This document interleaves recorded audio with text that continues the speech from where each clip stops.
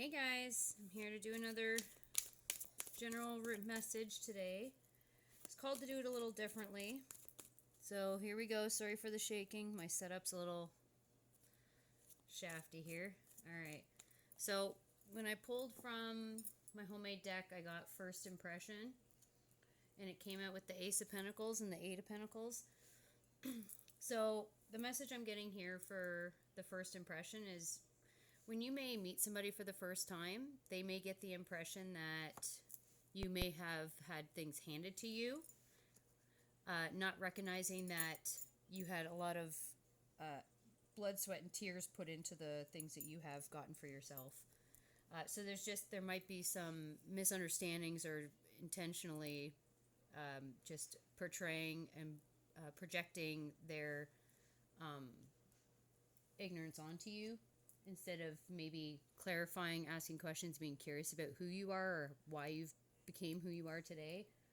This might be a first impression, and this may play into the reading a little bit later, but it may be the way that people approach you. So they may not recognize that there's a lot of fire and passion within you, a lot of drive, determination. So you might come off, I'm getting the impression that you may come off soft, taken care of, kept, had a lot of help in your life. But with the 1010, I'm getting the impression that there's been a lot of endings that you've had to initiate, overcome, work through, process. And with it coming out with the Five of Swords and the Two of Pentacles, you probably had a lot of mental struggle when it came to endings. You may have struggled to make the decision. Two of Pentacles, like where to put your energy. So you would want to end something and then you would feel like you don't want to do anymore. You've taken all you can take. But there was always a mental struggle with that. Because you didn't want to end it on bad terms, but at the same time, you wanted to do something. You wanted to end it because you knew it wasn't serving you and you were just fighting for a connection, fighting to keep a job, fighting to have whatever these things were that you had to end, but it was always a mental conflict for you. So even, again, you may have had to fight to have people understand why you're making the decisions that you're making. And then I got playing chess versus playing poker. So when you're meeting people for the first time, you may be trying to figure out people's intentions towards you. So you might think that you're seeing all the pieces on the board, you're seeing all the moves that they're making, but there might be a side of you that is skeptical or suspicious of people, or you feel people are suspicious.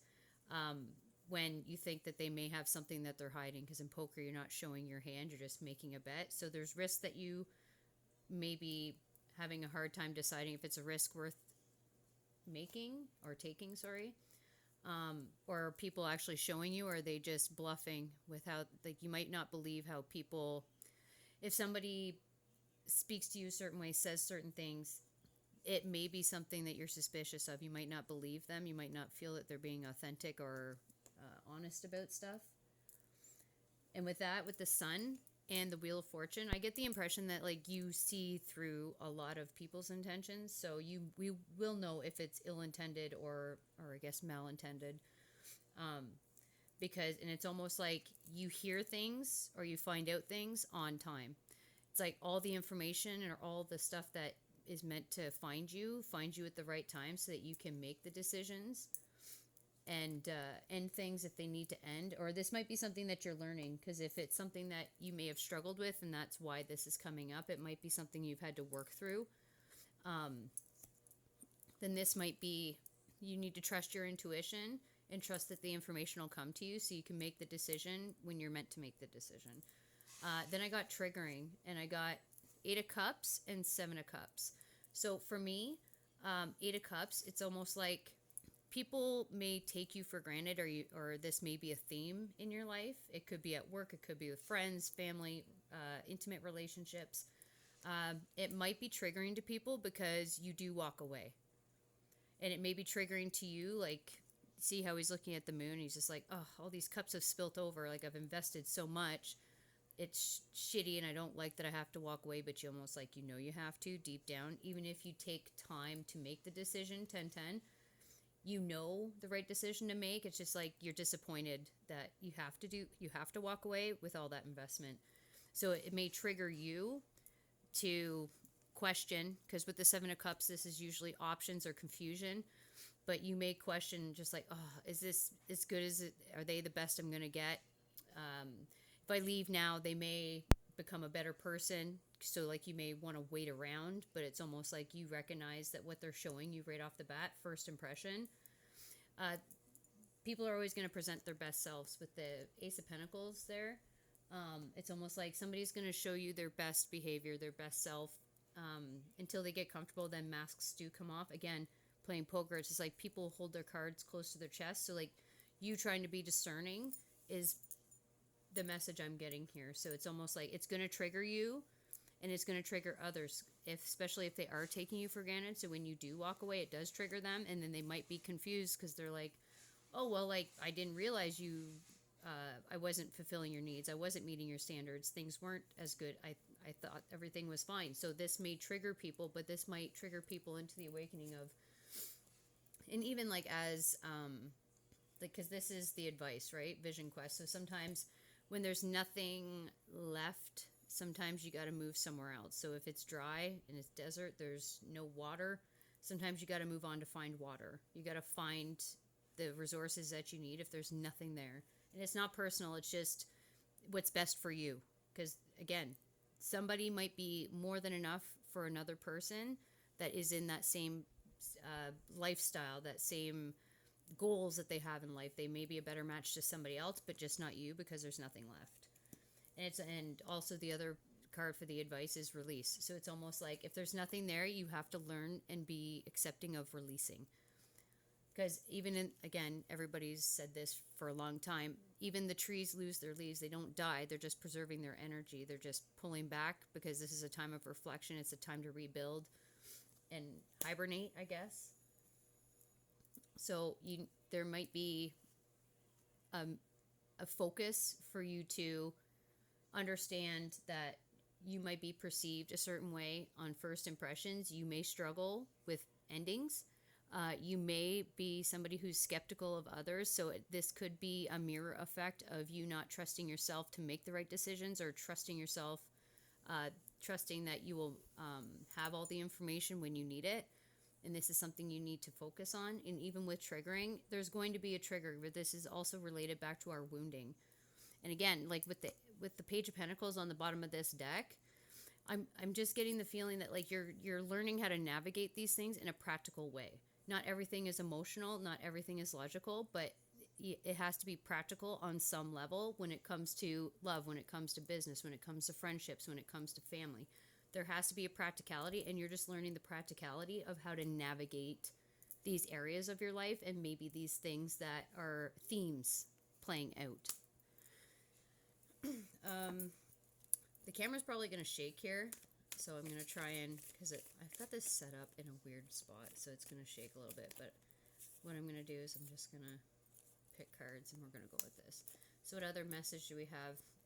There's Seven of Wands is defensiveness, or being protective. So it's almost calling like when you're too defensive, you might be giving other people the wrong impression, or you might be getting the wrong impression of others if you're busy being defensive, thinking that something bad's going to happen, or their intentions aren't good intentions for you. You're being called to ease up on your defensiveness. There might be friends. There might be a friend group or people that you're surrounded by that may not be celebrating you. They might not have your back.